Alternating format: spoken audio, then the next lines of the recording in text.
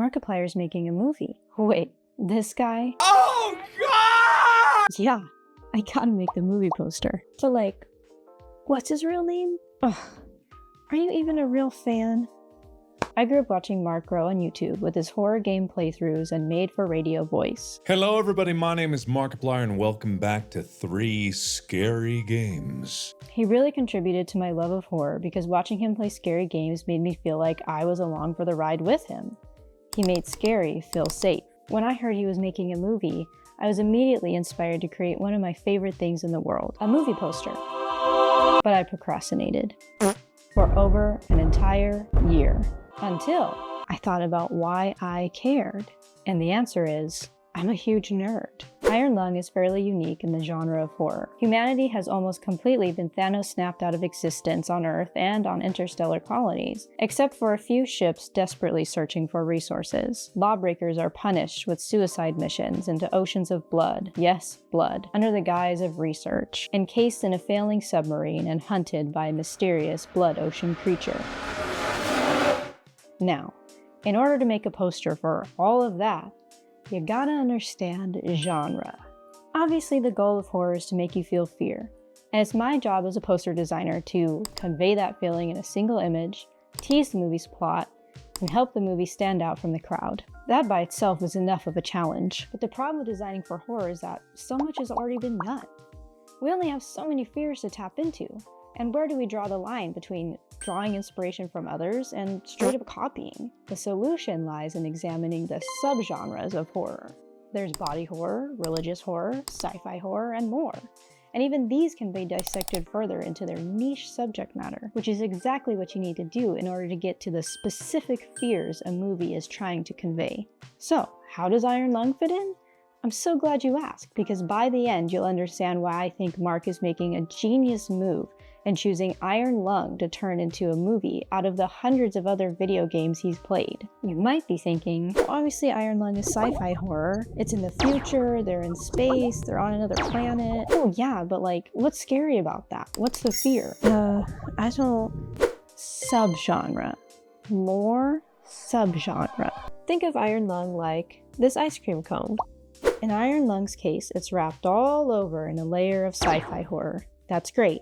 It pulls in an audience that's interested in sci-fi horror, and they may find after a little research that there's a little sprinkling of dystopian apocalypse element, with the whole mysterious galactic rapture serving as a backdrop to the plot. But then, you dig a little deeper,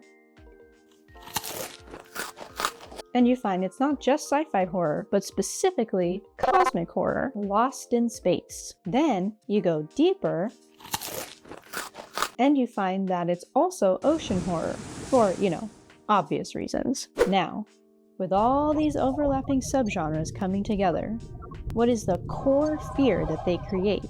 The fear of the unknown. This is where cosmic horror and ocean horror are practically one and the same. We don't know what all is lurking down there or out there. It brings up emotions of helplessness and isolation, and that little dash of dystopian apocalypse really spices up that helplessness because so many of us are afraid of what the future might hold.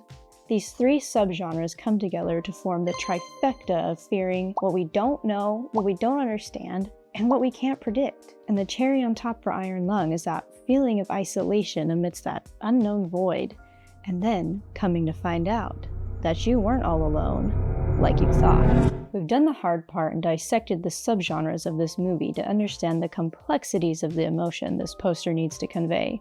These are the next steps in the design process, and this one is a lot easier in Iron Lung's case because of the video game's established aesthetic. In researching similar movies, to make it simpler for this video, 2 movies that instantly come to my mind are Jaws, for obvious reasons, and Event Horizon for some reason. Most cosmic horrors deal with facing the unknown or fleeing an alien, and Event Horizon has that added layer of religious undertones that are also present in Iron Lung, with the mysterious rapture, and now everyone is living in a hellscape in space, much like they encounter in Event Horizon. A lot more research went into this than these 2 posters, but I chose these 2 posters for this video to explain why I didn't put Mark on the poster. Event Horizon's poster is what's called a star cell, or, in rougher terms, a floating head poster. And the studio was likely banking on these men's fame to draw people in to see the movie, because there's a lot of horror movies. But how many have these two? As much as I and a million other people love Mark, there's still the other billion people in the world that don't know who he is. So while he is handsome, and would look good on a movie poster, a big studio would likely not put a lot of faith in his stardom because he's never been in a movie before, as far as I know. And also, making star sell posters is just not as fun for me. I like coming up with a simple, unique, iconic image with a lot of symbolism to sell a movie. Which leads me to the second step, considering symbols. Of course, two unique symbols in Iron Lung are the submarine and the blood ocean. You might think I'm missing the sea monster like the Jaws poster, but I don't want to copy the Jaws poster, and I don't want to give away too much of the movie's plot. Remember, Iron Lung is all about the fear of the unknown, and it's important for me to emphasize that. Hence why I created a composition literally diving into the unknown. And finally, why did I make the poster so grainy? Another easy design decision in this case, because, luckily, Iron Lung being a video game first means that it already has an established aesthetic. That old school pixelated video game look that conveys the rusty old submarine so well. I didn't want it to look pixelated, but I wanted to convey a similar texture that already exists in old school print. If you've made it this far in the video, thank you, by the way, or if you are Mark, you're probably wondering, all this time and energy for a poster for a YouTuber's gaming movie? She's proven that she's a nerd, but allow me to wrap this up on my passion point.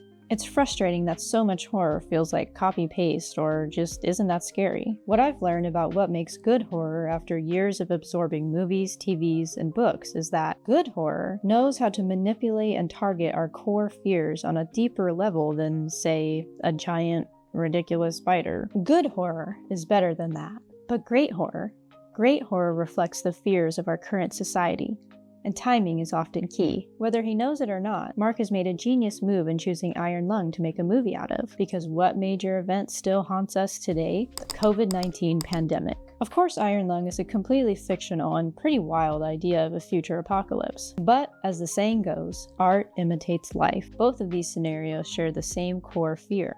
The fear of the unknown. None of us had experienced anything like the Panini before, and just like the man in the submarine, we were pushed into isolation, our eyes helplessly glued to our screens for any news or light at the end of the tunnel. We experienced our own quiet rapture, and thank God it wasn't actually what happened in the video game. What's more, the game came out on March 10th, 2022, hot on the heels of the pandemic. Given how much isolation plays a role in the game, I can't believe the developer wasn't influenced by the Panini, even subconsciously. Because oftentimes, this is how we express and heal ourselves after such an event, through art, whether that's making a video game or a painting. I'm not saying that this movie is going to win an Oscar.